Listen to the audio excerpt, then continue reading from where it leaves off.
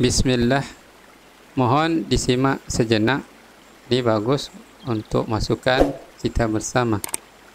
Hari ini Italia lockdown seluruh negara. Padahal pemerintahnya sudah sangat cepat mengambil keputusan, tapi karena rakyatnya bandel, ngeyel, situasi terus memburuk. Apa yang sebenarnya terjadi di sana? Apa yang bisa kita jadikan contoh agar tidak terulang di negeri kita? Rangkuman ini berasal dari tulisan orang Italia di Reddit, dipersingkat dan dilengkapi data agar lebih mudah dipahami. Tahap pertama, kasus diumumkan. Ada yang berkata, itu cuma flu, apa pentingnya pakai masker?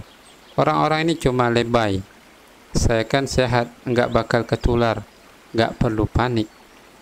Tahap kedua, jumlah positif corona mulai signifikan menjadi 75 orang. 22 Februari beberapa kota kecil mulai dikarantina. Ada yang komentar, cuma beberapa yang kena. Yang mati pun orang-orang tua saja yang emang udah punya penyakit. Hidup seperti biasa aja lah, pacaran, nongkrong bareng teman-teman, jalan-jalan ke mall tetap lanjut. Tahap ketiga, jumlah kasus meningkat dengan cepat, berlipat ganda dalam satu hari, kemudian kematian bertambah. 7 Maret, 5.067 kasus positif, zona merah diberlakukan. Wilayah yang dikarantina hampir 25% dari luas Italia. Sekolah dan universitas tutup, tapi tempat kerja, bar dan restoran dan lain-lain masih tetap buka. Lalu sekitar 10.000 orang kabur. 10.000 orang kabur dari zona merah sebelum resmi diberlakukan. Ini nantinya akan memperburuk situasi di Italia. Sementara itu 75% wilayah lain masih menganggap enteng corona. Anjuran mencuci tangan ada di mana-mana, tapi sekadar anjuran dan tak banyak yang melakukan. Tahap keempat, jumlah kasus sangat meningkat. Sekolah dan universitas ditutup di mana-mana setidaknya selama sebulan. Darurat nasional diberlakukan. Rumah sakit bertambah kapasitas. Seluruh kamar dibersihkan untuk memberi ruang bagi pasien coronavirus. Tapi tidak ada cukup dokter dan perawat. Para pensiunan dan mahasiswa kedokteran tingkat akhir dipanggil. Bekerja sebisanya. Dokter dan perawat mulai terinfeksi, lalu menyebarnya ke keluarga mereka.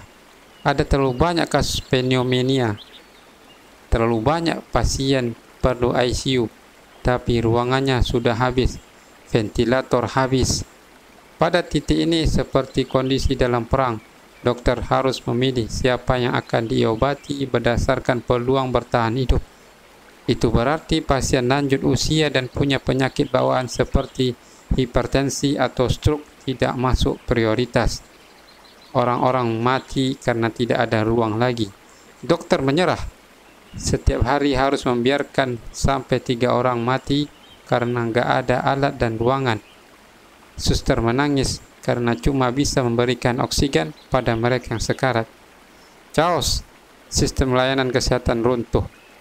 Tahap kelima, kita ingat bahwasanya 10.000 orang yang idiot lari dari zona merah ke seluruh Italia. Ya, mereka menyebarkan corona ke 75% wilayah yang sebelumnya relatif aman.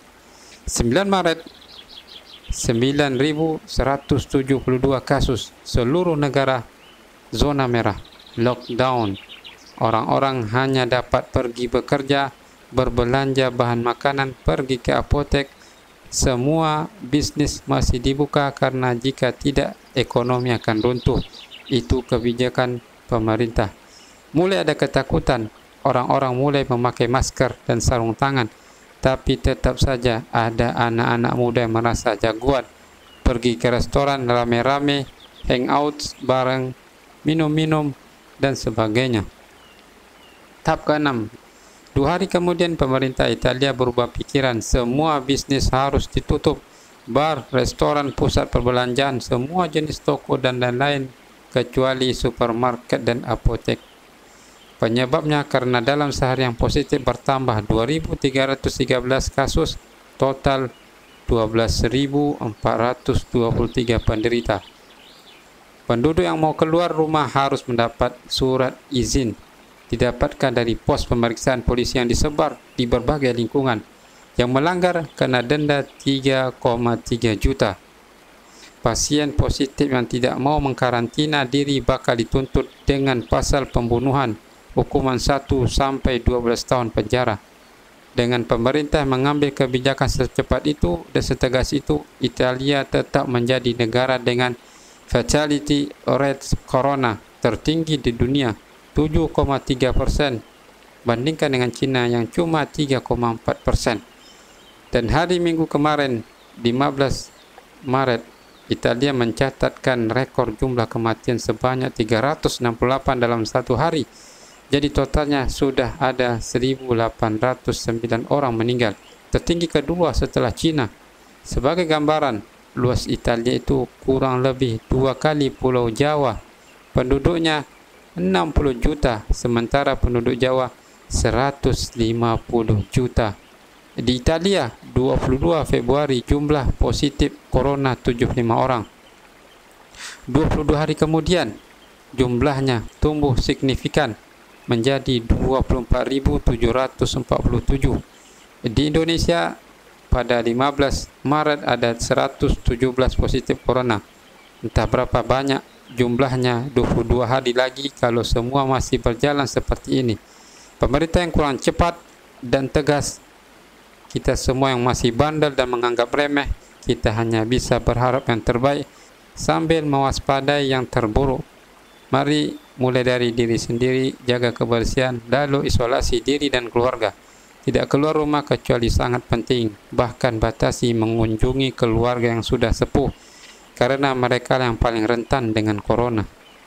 Tapi kan saya nggak kerja kantoran, kalau nggak kerja nggak makan, nggak hidup. Tapi Pak, kalau terpapar corona juga bahaya buat hidup Bapak dan keluarga. Ini saatnya memulai solidaritas, yang mampu harus mulai membantu yang tidak mampu. Di China, pemerintah menyediakan makanan untuk mereka yang mengisolasi diri.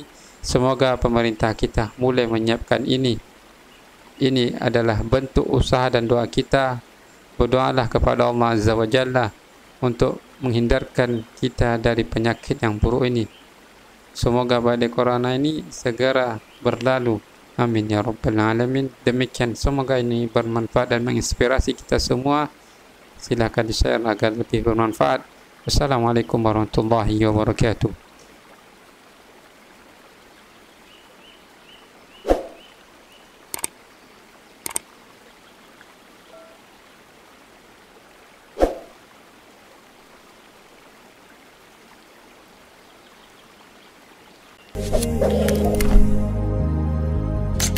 sallallahu alaihi wasallam.